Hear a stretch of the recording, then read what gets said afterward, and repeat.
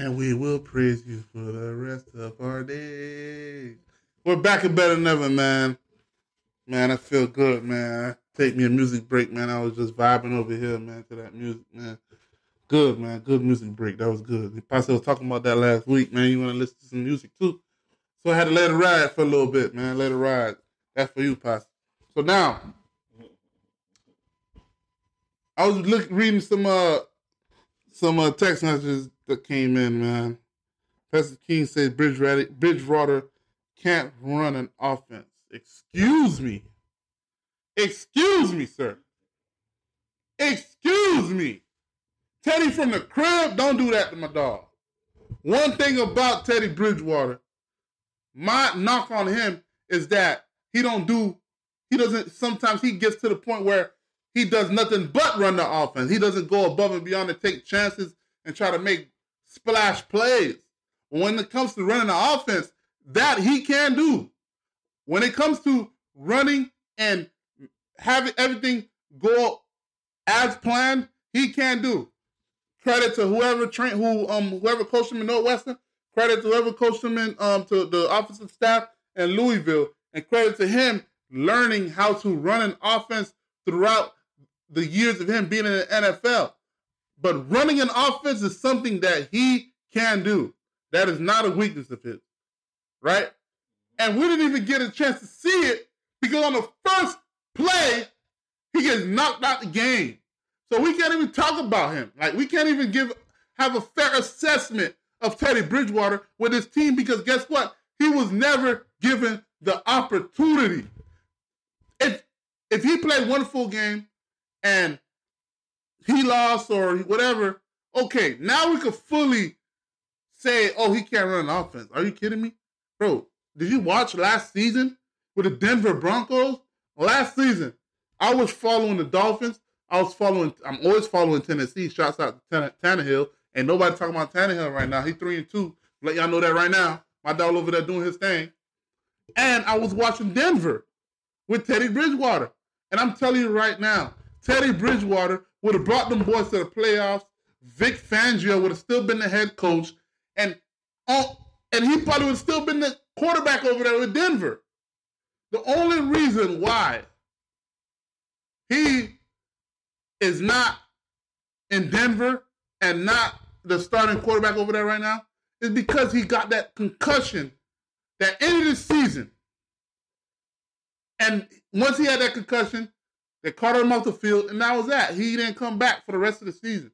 And they had to go with Drew Lock, and of course, Drew Lock ain't do nothing, and they kept losing games, and Vic Fangio got fired, and now it looks like you probably should have kept Vic Fangio with the new head coach that you got right now, because he looks like he doesn't know what he's doing. So, to say that he can't run the offense, and then you got Brother Jerry saying it's like I was watching a different Miami Dolphins. And in what sense? What are you trying to say? Like, I don't get what he mean by that. Like, is it, he said I'm watching a different Miami Dolphins. Like what? I'm saying, what am I saying that makes it look like I'm not watching the correct Dolphins that you're talking about? They are a good team, and right now we have no quarterback. If it was Tua, we would have been winning. If it's Teddy Bridgewater, we would have been respectable, and he would have kept the chains moving. You know what I'm saying? We with Skylar Thompson right now. He's still learning how to play quarterback in the NFL. He's a 7th rounder that happened to surprisingly make the team because nobody thought he was going to be as good as he is. He was a 7th rounder. They expected him to be the new practice squad quarterback. They had Reece Stennett for years. As a practice squad quarterback. So they drafted another 7th round quarterback to be the practice squad quarterback. They thought he was going to be a practice squad quarterback. They did not expect Skylar Thompson to be to make the team, and he did because he showed he has some talent. Now he's learning how to play it. He's developing, and Mike McDaniel was working with him throughout the game and not putting as much pressure on him so they can still move the chain. They starting college. You got King saying they started college because Teddy can't do it. He ain't sick, bro. Hold up, bro. I'm literally looking at the story from ESPN.com by Marcel Lewis-Jacques. You can look it up. I'm gonna read it verbatim. The Miami Dolphins quarterback will not play Sunday night against the Minnesota Vikings. Coach Mike McDaniel said Wednesday, but he returned to the practice field for football activities for the first time in nearly 2 weeks. Rookie quarterback Skylar Thompson will make his first career start Sunday with both Tua Tagovailoa and Teddy Bridgewater in concussion protocol. Bridgewater is still in concussion protocol based on his report.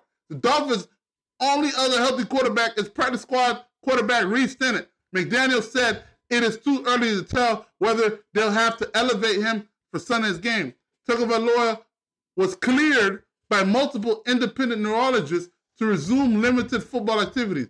McDaniel said, which would put him in phase 3 of the NFL's return to participation protocol. It will be Tua Tagovailoa's first practice since suffering concussion in the loss to the Cincinnati Bengals on September 29th. In these situations, you are relying on medical advice and what people can do, and what we've been told is he can go out and throw and do some individual workout this week. So that's exciting for everybody, just because really we miss his personality. He's a guy that we rely on, that not to mention all this play and all that stuff. Now, when talking about this week and playing, I don't see a scenario. I don't see him being active. Now King's saying, okay. So now King's saying that's the same Dolphins who said that Tua is hurt. Yeah, you got a point on that one. You got a point on that one.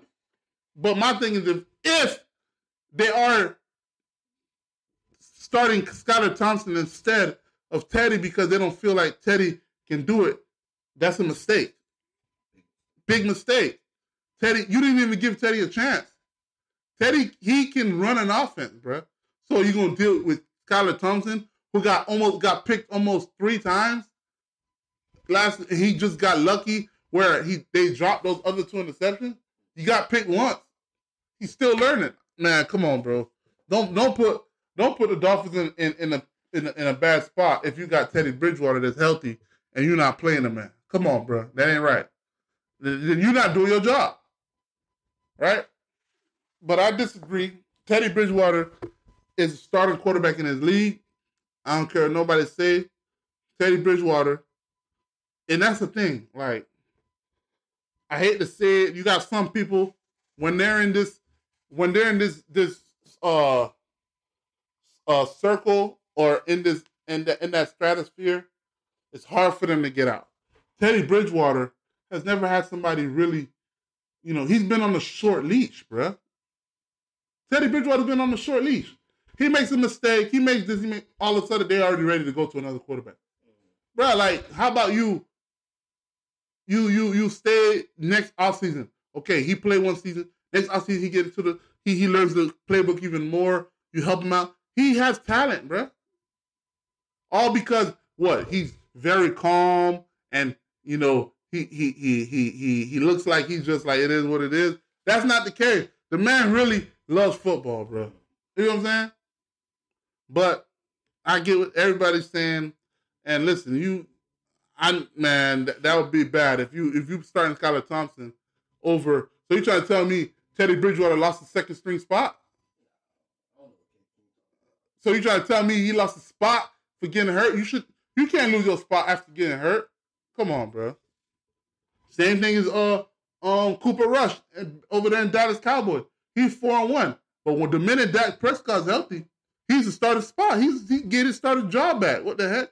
Just like Teddy Bridgewater. The minute he's healthy, he get to start again if Tua Tagovailoa is not back yet. Period, point blank. You can't do that.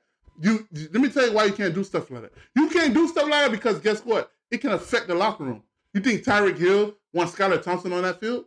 Tyreek Hill rather Teddy Bridgewater on that field other than Skylar Thompson. I'll tell you that right now. That's because guess what? He right now he can't get his catches like he normally get them. He know if he break off and go free on coverage and get past the DB, He knows that there's a better chance that Teddy Bridgewater will get the ball to him, not Skylar Thompson. Come on, bro. Hey, what we doing right here, man? Man, come on, bro. We watch football. Come on, bro. Stop, bro. Stop. We watch football. Stop. Come on. Let's stop with that. Why are we even talking about that, man? Once again, I appreciate, the participation in the text messages, but man, that's wrong, man. I'm sorry, King. That's wrong. Jerry, that's wrong. And listen, man, I'm still trying to understand what Jerry was saying when it comes to I'm watching the different Dolphins, because I know Waddle and Tyreek Hill right now is like hoping, praying for Teddy Bridgewater to get in that field, because he know Teddy Bridgewater know. I mean, Tyreek Hill know and Waddle know that if I'm open, I have a better chance to get yards with Teddy Bridgewater, not Skylar Thompson. He's still learning. The man got on the field and was like, "Oh shoot, this is how we play." Okay. He's getting used to it, but you never know. After a week of preparation with the starters, Skylar Thompson, you never know, he could do better. Who knows? You feel what I'm saying? In that case, we wait and see. But one thing I do know, I know Teddy Bridgewater is a starting caliber NFL quarterback, and he can run an offense. Let's stop with that. Now, let's get into a story that is only getting gonna get bigger. I'm listening to FoxNews.com. Commanders Daniel Snyder told Associate NFL Power Brokers, "Can't F with me," right? Amid the drama report, Daniel Snyder's lawyers and a team spokesman pushed back on the claims in the report. NFL, Washington Commanders, and team owner Daniel Snyder have come under fire over the last several years amid allegations of organizational fostered a toxic workplace environment and questions about why the NFL has yet to force him to sell. The team may have been answered in a bombshell report Thursday.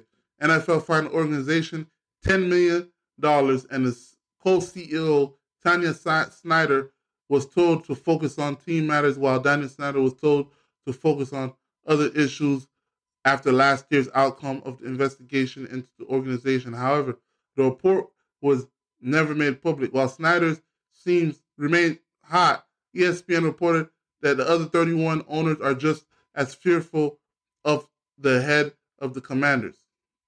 Snyder told a close associate he had enough information to blow up several other NFL owners, the league office, and NFL commissioner, and asserted they can't F with me, ESPN reported. The 57-year-old team owner reportedly told another confidant, the NFL is a mafia, and all the owners hate each other, to which another unnamed team owner told ESPN that was false, and just all owners hate Dan. The fear of reprisal is one of the underlying themes of the report. ESPN reported the NFL was aware of the claim Snyder allegedly used private investigators to dig up dirt on other team owners, including the Dallas Cowboys icon Jerry Jones. One NFL executive even described Snyder as the most powerful owner in the NFL because of whatever information he may know, according to the report. To force Snyder out, at least 24 owners are required to vote in favor of it. Snyder has been described as a paranoid with worries that his colleagues are out to get him. Snyder's lawyers, John Bonney and Stuart Nash, partners of the Holland Knight, and the Commander spokesperson, vehemently denied the assertions in the report. This is a categorically false, Bonney and Nash said of the dossier claims to ESPN. He has no dossiers compiled on any owners. The lawyers added, "We also understand that certain people believe their own interests will be advanced by convincing news outlets like ESPN to print false information about Snyder and the Joneses, of the suggestion that the NFL owners hate each other and Commander spokesperson told ESPN owners have a shared love of the game, mutual respect for each other and our organizations, and a strong working relationship. Additionally, Commander spokesperson pushed back on ESPN's reporting in a statement to the Fox News Digital. It's hard to imagine a piece that is more categorically untrue and is clearly part of a well-funded 2-year misinformation campaign to source the sale of the team, which will continue to be unsuccessful. The Commander spokesperson said, while Snyder and Jones' relationship appeared to be at a sticking point in the report as well, the two posted together for a photo op in AT&T Stadium when the Commanders and Cowboys faced off earlier this month. The issues surrounding Snyder and the Commanders went all the way to D.C. and have been before Oversight and Reform Committee. Lawmakers' investigations found that Snyder played a significant role in fostering a toxic work environment and pointed to evidence to suggest Snyder impeded the NFL independent probe into those allegations. Congress began investigating the team in October 2021 when allegations of sexual harassment and workplace misconduct arose. Then Raiders head coach Jon Gruden stepped down following the leak of emails with Commanders team president Bruce Allen. Allen was fired in December 2019 after 10 years with the franchise. He served in various executive roles. Last week, Snyder's lawyers wrote a scratching letter addressed the House of Oversight and Reform Committee Chairwoman Carolyn Maloney. The letter characterized the investigation as a politically inspired hatchet job. The investigation of the Washington Commanders has not been fair, through, or bipartisan, and it certainly hasn't sought truth from the beginning. The committee set out with a singular purpose: to destroy Dan Snyder and his family and attempt what deception, innuendo, and half-truths to drive him from the National Football League. Former Representative Tom Davis, a partner of Holland and Knight, wrote in the letter, Snyder refused to testify at the hearing before the House lawmakers in June as part of the investigation. Goodell did offer his testimony before the committee. Goodell condemned the workplace culture in Washington, but clarified that changes were implemented after the NFL investigation. Goodell argued the changes impacted not only Washington, but the entire league. Here's my thing with this. Right?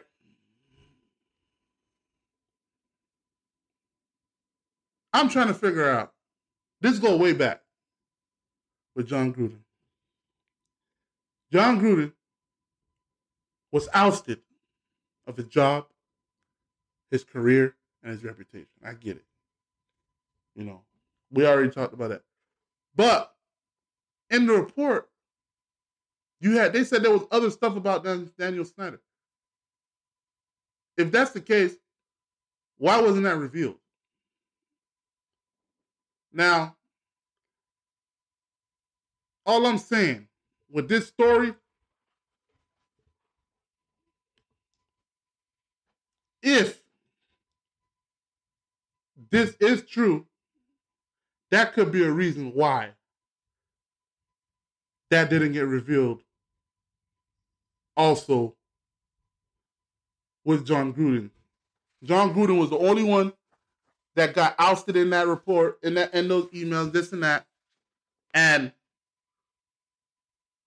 Daniel Snyder did not. Now there's reports saying, oh, he know a lot of other stuff going on, whatnot, and they can't mess with him. Only thing I got to say about this story is something that somebody always say. Always say. When there's smoke, there's fire. I'm not saying this report is true. I'm not saying what's going on in this report is true.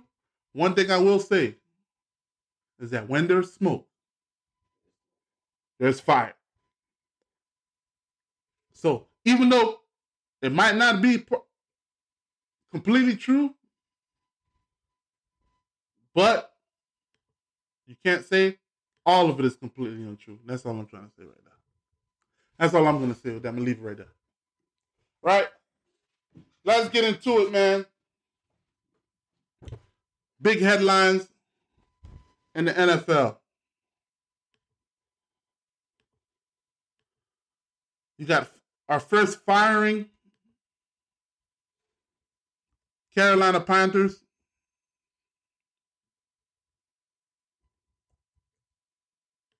They fired Matt Rule, man. They let him go.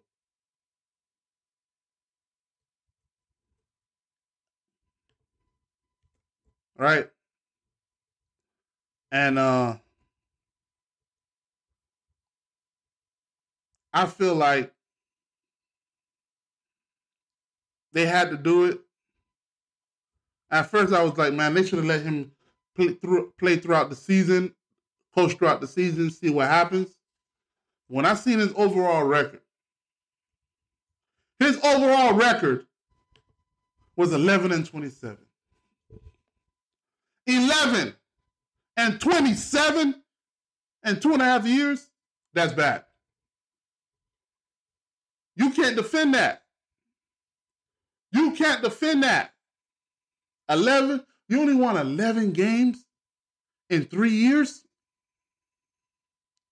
You can't defend that.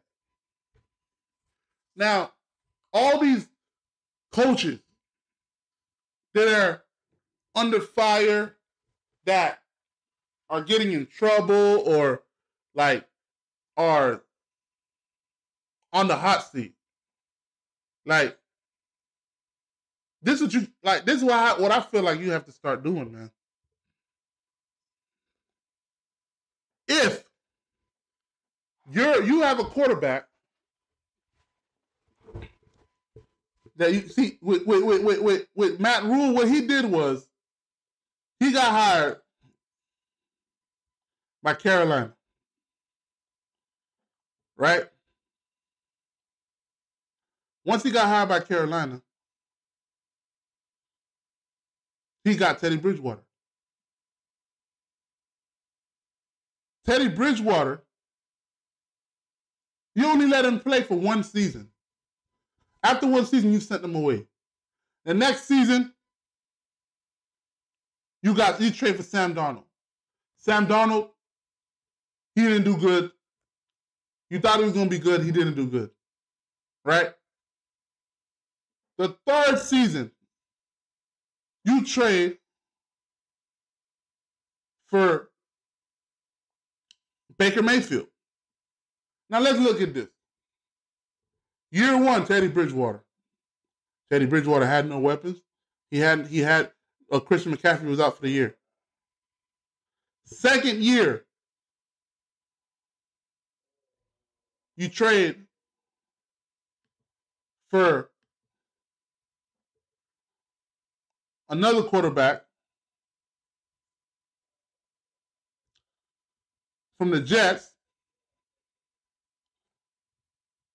He didn't turn out to be good. Sam Darnold. The 3rd quarterback, Baker Mayfield. 3 starting quarterbacks, quality starting quarterbacks year after year after year, right? The 1st year, you came in with Joe Brady.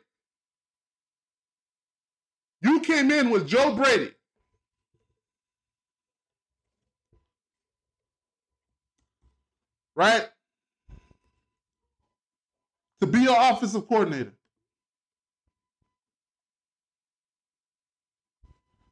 Joe Brady was only his 1st year as an offensive coordinator. You fired him. Right? You fired him during what? If it was during the year or after the year? Like, my thing is like, where's the patience? Right? And my thing is like, you get Teddy Bridgewater. The next season, how about stay with him for 1 season? You signed him to a 3-year, $73 million deal. Why don't you let him play for a 2nd season he learned the system. Let Joe Brady learn it. Like, everybody's new. When you first get hired, bro, when you first become a head coach, you have a clean slate in the beginning of the year. You don't have to rush into things. I felt like he was rushing into things. The minute you come in, you fire your offensive coordinator, and then you go to another quarterback the next year, you speed up the clock. You don't see what all these other teams are doing? They come in. What you could have did, you could have just waited. Whatever quarterback you had, or even brought back Cam Newton. You didn't even bring back Cam. You didn't even give Cam Newton a chance. What if Cam Newton did ball out? Let him play one more year. Let Cam Newton play one more year in Carolina. Who knows? Who knows? Maybe he does good. But you didn't even give Cam Newton a chance, bruh. There's a lot of components with you losing your job. You didn't give Cam Newton a chance. You didn't give Teddy Bridgewater a chance. You traded for Sam Darnold. He wasn't good. Jets traded him because they know he wasn't good. But my thing is, like, where's the patience? A lot of times, people are getting fired because they're not being patient. Even if Cam Newton didn't do well, guess what? You would have had a high draft pick to get you another quarterback. Right? And you went the other route. You tried to get another quarterback, another veteran quarterback or something like that to win now. Now, you go and try to get a different quarterback year in and year out. Guess what? That quarterback got to learn your system that year. And every year you have a different quarterback trying to learn your system. The first year of a quarterback learning a system is always the worst year. Let that sink in. The first year is always the worst year. 3 years, you had 3 different starter quarterbacks. Where they do that at? I understand if it was a rookie. Bro, my thing is, like, when you first come in, you could have just got you a rookie quarterback. Y'all would have been bad. Guess what? They would have been, okay, he's learning. Quarterback's learning, this and that. Year 3, year 4, all right. Then they would have really judged you. But you sped up the clock on yourself. You came in here trying to get veteran quarterbacks to win now. You can't come in here trying to get veteran quarterbacks to win now, and then you don't get results. So when they see that there's veteran quarterbacks that are coming into the league, coming into your team, and they're not showing any progress, they're not scoring points, they're not winning games, they're looking at it like, hold up. I've seen Teddy Bridgewater win games in this league. I've seen him brought the Minnesota Vikings to the playoffs. I've seen Cam Newton win in his league. You didn't give him a shot. I've seen Baker Mayfield win playoff games, and now he's 1-4 with you. So my thing is, like, at a certain point of time, it's not the quarterback anymore. It's not the players anymore. Now we're looking at you. Because we can't, it's not a rookie, they're not rookie quarterback. They're established quarterbacks. In my opinion, Baker Mayfield still has talent. In my opinion, Teddy Bridgewater has talent. They can make plays. They can run an offense. Bro, your offense is not even at a point where it's being ran at a consistent level. So when you see that going on, I'm pretty sure ownership is like, yo, this is not the players, this is the coach. He's not doing a good job. Right? And then I've seen 11 wins in 3 years. Bro. Whoa. And shouts out to Steve Wilkes. If you don't know who Steve Wilkes is, Steve Wilkes was the one-time head coach, 1-year head coach with the Arizona Cardinals. When Arizona Cardinals drafted what's his name? The year before Kyler Murray was drafted, What's his name? Arizona. I want to get y'all to really know who I'm talking about. Quarterback.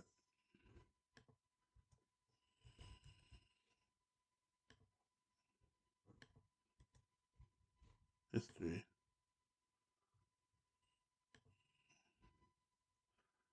What's his name? 2000. Josh Rosen. Remember when Dolphins with he was with the Dolphins? Before he was with the Dolphins, he got drafted. He got drafted by Arizona. And Steve Wilkes was the quarterback.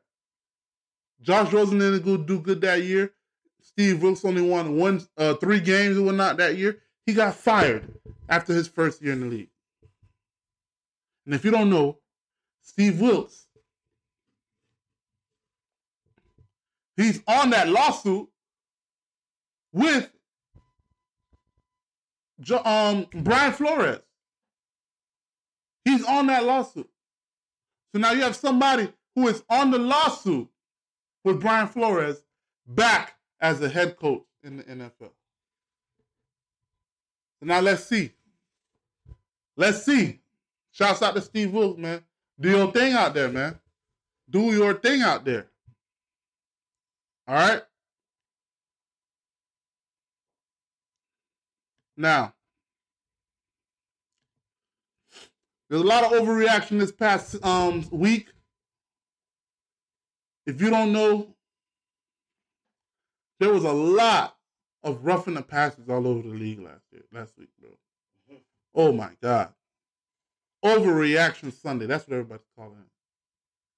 And my thing is, when it comes to this whole situation with concussion, this, concussion, that, I felt like we was in a good place. It was just whoever was on that sideline with the Dolphins should not have let Tua get back out on that field, bro. That's it, bro. Because that never happened. Everything was straight. We got past that concussion situation. We got past that concussion ordeal. I felt like the NFL corrected. Like they year in and year out, they're making modifications. You don't see now in the offseason, they got like these padded things over the helmets when they're in the practice and stuff like that. Bro, they have been making improvements. That I'm going to give NFL credit for.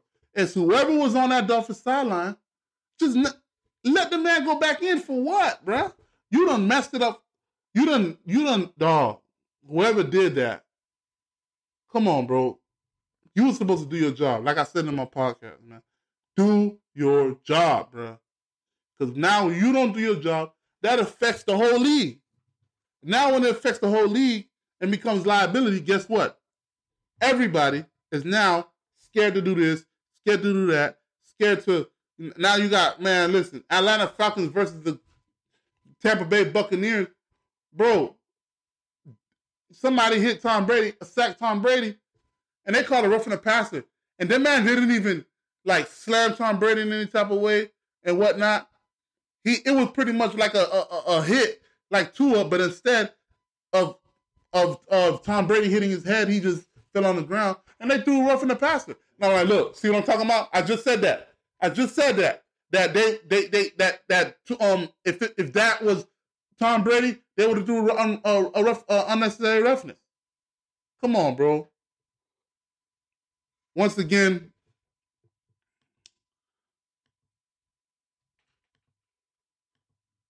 do your job, man. NFL, Thursday Night Football, man. Tonight, we got... What we got tonight? Chicago Bears versus the Washington Commanders. I got Chicago Bears, man. But I also got, I don't know, I like both teams. So I'm split on my decision. That's going to be a good game. If I'm going to have to pick a team to win, I ain't going to lie. I kind of want Carson Wentz to win because I feel bad. People feel like he's sorry, but I don't think he's sorry. He just has bad luck. Like, for real. There's some players that have bad luck, bro. He's one of them. He need to do a gen. That's what he need to do. He need to do a gen. Whatever got going on with him, bro. Because this man was at one point an MVP candidate, bro. And he still got talent. It's just he just got bad luck, bro. But I'm gonna let y'all go, man. This was good. Great show. Thank you Pastor King, Jerry, and everybody else that was participating with us today on the show. Thank you for tuning in on Facebook Live. And also thank you for continuing supporting me and tuning and downloading my podcast on Apple Podcasts and Spotify and all major platforms. We'll do sports show. And we'll see you next week.